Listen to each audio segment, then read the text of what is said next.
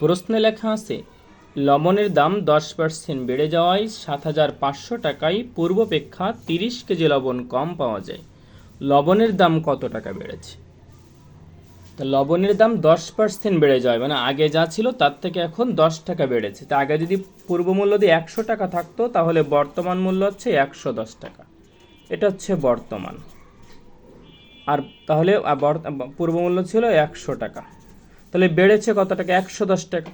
তাহলে 100 টাকায় মূল্য বাড়ে হচ্ছে 10 টাকা। 1 টাকায় মূল্য বাড়ে কত টাকা? 10/100 টাকা। এখন আমার বলেছে 7,500 টাকায় এত কেজি লবণ কম পায়, তাহলে কত টাকা বেড়েছে? 7,500 টাকায় বেড়েছে 10 গুণ 7,500/100। 0 0 0 কেটে গেলে 75 গুণ 10 সমান 750 টাকা আমার লবণের দাম বেড়েছে। তাই 30 কেজি লবণ কম পাওয়া যায় 7,500 টাকায়।